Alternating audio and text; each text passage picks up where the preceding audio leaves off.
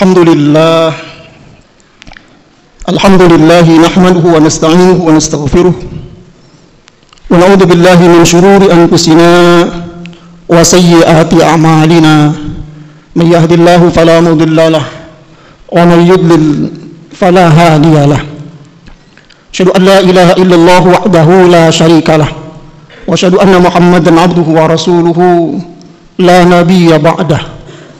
Allahumma salli wa sallim wa barik ala Muhammadin khairil bariyah wa ala alihi wa sahbihi wa man da'a bi da'watihi ila yaumil qiyamah. Amma ba'd, fa ya ibadallah, usikum wa iyaya bi taqwallah faqad fazal muttaqun. Faqala ta'ala a'udzu billahi minasy syaithanir rajim. Ya ayyuhalladzina amanu taqullaha haqqa tuqatih wa la tamutunna illa wa antum muslimun. Wa qala ta'ala ya ayyuhalladzina amanu taqullaha wa qulu qawlan sadida yuslih lakum a'malakum wa yaghfir lakum dhunubakum wa may yuti'illaha wa rasulahu faqad faza fawzan 'azima. Jamaah salat Jumat Masjid Nurul Ikhwan yang insyaallah kita semua dimuliakan Allah Subhanahu wa taala. Yang pertama dan utama, mari kita sama-sama panjatkan puja dan puji syukur kehadirat Allah Subhanahu wa taala yang dengan kudrat dan iradatnya, dengan hidayah dan inayahnya telah mengantarkan dan mempertemukan kita saat ini di masjid ini dalam kerangka kita sengaja hadir untuk memenuhi undangan dan panggilan Allah, yakni melaksanakan salat Jumat. Tentu kita semua berharap semoga ibadah kita hari ini dalam catatan dan penilaian Allah punya kualitas yang lebih baik bila dibandingkan dengan ibadah yang sudah kita lakukan pada hari-hari yang lalu. Salawat dan salam sejahtera semoga senantiasa Allah limpahkan pada Nabi kita, Nabi besar Muhammad sallallahu alaihi wasallam. Hadirin yang saya hormati, setiap kita sebagai insan pasti akan melewati 3 dimensi waktu, dan 3 dimensi waktu itu adalah masa lalu, sekarang, dan yang akan datang. Masa lalu adalah sebagai sebuah kenangan, masa sekarang adalah sebuah kenyataan, dan masa yang akan datang adalah sebuah harapan. Insan yang beriman, insan yang baik adalah insan yang mau belajar dari apa yang terjadi di masa lalu untuk menentukan sikap sekarang dan merancang hari esok. Sehingga hari ini merupakan hari yang lebih baik dari hari kemarin, hari esok merupakan hari yang lebih menguntungkan, lebih berkah, lebih baik dari hari ini. Kita semua alhamdulillah hari ini sudah berada dalam pergeseran dan perputaran waktu. Bahkan hari ini kita sudah sampai kepada hari Jumat tanggal 30 Desember tahun 2022. Banyak hal sudah kita lewati dalam hidup ini, banyak ilmu yang kita dapat dalam hidup ini, banyak pengalaman pun sudah kita gapai di tahun ini. Tetapi yuk mari kita lakukan introspeksi terhadap diri kita. Sampai hari ini kita sudah berbuat apa? Sampai hari ini iman kita sudah seperti apa? Sampai hari ini kita berislam sudah seperti apa? Dari introspeksi ini insya Allah akan melahirkan satu kesadaran bagaimana tugas kita ke depan di dalam berislam ini. Setidaknya dengan introspeksi ini kita akan melahirkan satu kesadaran dalam diri bahwa dalam diri kita ada sejumlah komitmen sebagai insan beriman. Saya ulangi, ada sejumlah komitmen terhadap insan yang beriman, terhadap dinul Islam yang kita aplikasikan dalam realitas kehidupan ini. Jamaah yang saya hormati, saya muliakan dan saya banggakan. Ada 5 komitmen kita sebagai insan yang beriman terhadap agama kita. Dan 5 komitmen ini bisa kita lihat pada salah satu surat pendek di dalam Al-Quran, yaitu surat Al-Asr. A'udzu billahi minasyaitonir rajim. Wal 'ashr innal insana lafi khusr illa alladziina amanu wa 'amilus shalihat wa tawasaw bil haqqi wa tawasaw bis sabr. Dalam ayat ini Allah bersumpah dengan waktu. Wal 'ashr. Dari 6.666 ayat begitu banyak sumpah Allah terhadap waktu. Ini menggambarkan bahwa waktu itu teramat sangat penting buat kita untuk disikapi. Jangan sampai waktu terlewatkan begitu saja tanpa ada penyikapan dari kita bagaimana hari esok menjadi insan yang lebih baik dari hari kemarin. Bayangkan saudara, ketika Allah berfirman wal asri, demi waktu, itu menggambarkan bahwa waktu itu sangat-sangat penting buat kita. Wadduha wal lail wan nahar. Artinya apa? Objek yang dijadikan sumpah oleh Allah itu termasuk sesuatu yang sangat-sangat penting oleh kita untuk disikapi. Bukan cuma sekedar pesan tanpa dimaknai oleh kita, tetapi dengan pesan itu, dengan sumpah-sumpah Allah itu mesti disikapi oleh kita. Dalam surah ini setidaknya ada 5 komitmen kita. Apa 5 komitmen itu? Yang pertama adalah komitmen untuk mengimani al-Islam. Kita sebutlah sebagai sebuah komitmen iman. Zaman boleh berganti, waktu boleh berubah, dari tahun ke tahun, dari bulan ke bulan, tahun ke tahun, usia pun bertambah. Hari ini 22 menjadi 23, 23 menjadi 24, dan seterusnya dan seterusnya. Tetapi sekali kita menjadi seorang muslim, tetap masih sebagai seorang muslim yang punya komitmen tinggi terhadap dinul Islam. Surah Ali Imran ayat 102 mengingatkan kita, A'udzubillahi minasyaitonirrajim, ya ayyuhalladzina amanu ittaqullaha haqqa tuqatih wa la tamutunna illa wa antum muslimun. Wahai insan yang beriman, bertakwalah kalian kepada Allah, kepada Tuhanmu, haqqa tuqatih, dengan sebenar-benarnya takwa, wa la tamutunna illa wa antum muslimun. Usahakan jangan kau mati kecuali mati masih dalam koridor menjadi seorang muslim, masih tetap memiliki komitmen sebagai muslim yang imanan, muslim yang beriman. Sekali lagi, waktu boleh bergeser, zaman boleh berubah, tetapi sekali muslim tetap muslim. Sami'na wa ata'na. Karena ada di dalam Al-Quran digambarkan oleh Allah, ada yang sami'na ata'na, ada sami'na afayna. Sami'na ata'na, didengar lewat indera pendengaran, didengar pesan itu, tetapi afayna, setelah itu dia maksiat kembali kepada Allah. Dia dengar pesan-pesan Allah, dia dengar ayat-ayat Allah, dia dengar hadis-hadis Allah, tetapi afayna. Nah, semoga kita termasuk orang yang sami'na, tidak afayna, tetapi sami'na ata'na. Itulah komitmen kita yang pertama, komitmen untuk mengimani Islam. Yang kedua, komitmen kita yang kedua adalah bagaimana kita mengamalkan al-Islam.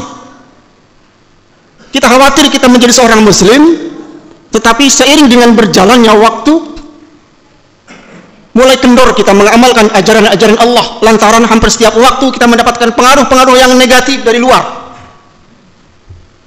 Kemarin kita punya sifat apologetik terhadap Islam, sangat mempertahankan nilai-nilai ajaran Islam, tetapi karena kemajuan ilmu pengetahuan dan teknologi, semakin membaurnya kita dengan sesama kita yang beda agama, akhirnya berubah pula lah komitmennya terhadap dinul Islam. Na'udzubillah. Jadi kita bukan cuma sekedar memiliki komitmen keterikatan untuk mengimani, tetapi komitmen untuk mengamalkan dalam realitas kehidupan ini. Islam bukan cuma sekedar untuk dihafal oleh kita ajarannya, tetapi sebagai something to do, sesuatu yang harus diimplementasikan dalam realitas kehidupan. Bohong kalau ada orang mengatakan ana mukmin tetapi dia tidak salat misalnya. Bohong kalau dia mengatakan saya muslim tetapi dia tidak puasa misalnya. Bohong kalau dia seorang muslim tapi ternyata puasanya tidak, zakatnya tidak, dan lain sebagainya. Sekali muslim tetap muslim, dan kita punya keterikatan untuk mengamalkan ajaran Islam itu sendiri. Kalau bukan kita yang mengamalkan nilai-nilai ajaran Islam itu dalam realitas kehidupan ini, mbok ya siapa lagi yang akan mengamalkan itu kalau bukan kita? Yang ketiga, orang mengamalkan Islam tentu perlu ilmu. Perlu ilmu. Karenanya kita punya keterikatan untuk mendalami Islam. Karena dalam kitab Jubad disebutkan, fakullu man min ghairi ilmin ya'malu a'maluhu mardudatun la tuqbalu. Fakullu man min ghairi ilmin, barang siapa orang, manusia, min ghairi ilmin ya'mal, yang beramal tanpa landasan ilmu pengetahuan, mardudatun, ditolak, la tuqbalu, tidak diterima. Karena itulah maka komitmen ketiga kita adalah setelah mengimani dan mengamalkan, kita perlu tambahan ilmu untuk mengamal, untuk melengkapi ilmu kita tentang keislaman, yaitu mendalami dan mengkaji al-Islam. Kalau tidak, maka kita akan menjadi orang yang stagnan. Dari dulu ketika ditanya, kenapa kau masuk Islam? Aku masuk Islam dari dulu karena memang bapak dan ibuku muslim, nenekku juga muslim, tapi dia tidak pernah tahu tentang ma huwal Islam yang sesungguhnya.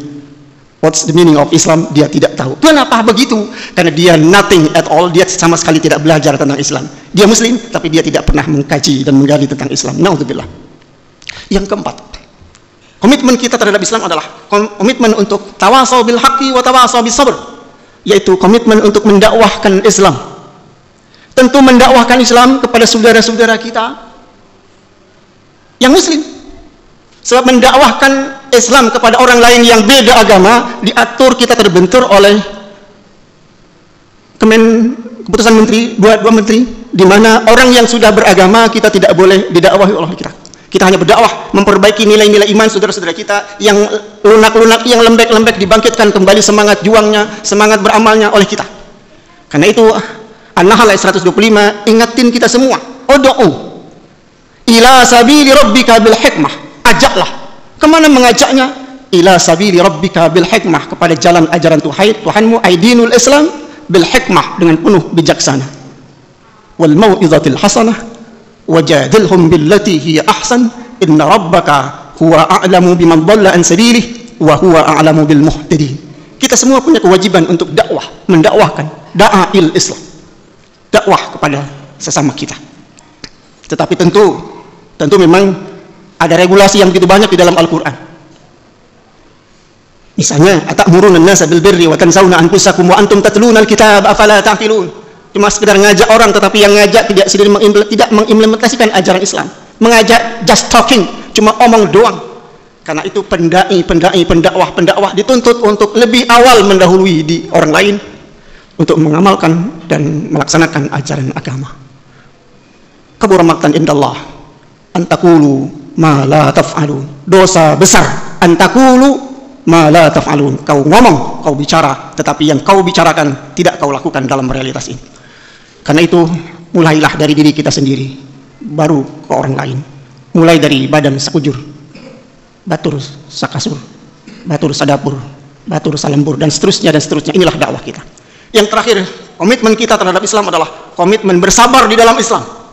Karena di situ ada aturan yang mesti kita patuhi dan kita taati. Diatur mesti begini, diatur mesti begitu, dan seterusnya dan seterusnya.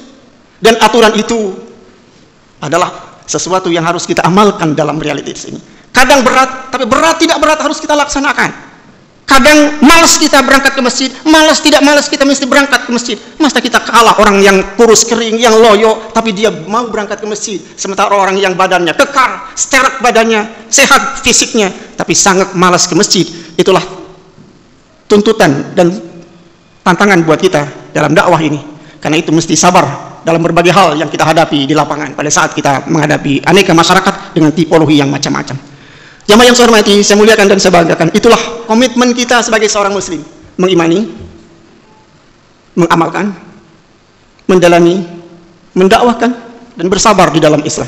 Semoga apa yang saya sampaikan dalam kesempatan khutbah kali ini menjadi satu tazkirah buat saya dan kita semua dalam kerangka mengingatkan diri kita bahwa kita punya tanggung jawab moral untuk mendakwahkan Islam kepada orang lain. Barakallahu li wa lakum fil Qur'anil Karim wa nafa'ani wa iyyakum bima fihi minal ayati wadh-dhikril hakim. وتقبل مني ومنكم تلاوته إنه هو السميع العليم. أقول قولي هذا واستغفر الله العظيم لي ولكم ولسائر المسلمين والمسلمات والمؤمنين والمؤمنات فاستغفروه إنه هو الغفور الرحيم.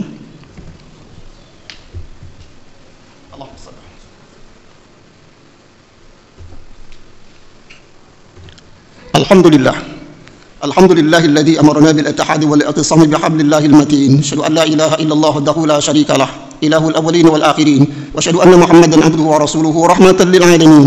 اللهم صل وسلم وبارك على محمد وعلى آله وأصحابه أجمعين.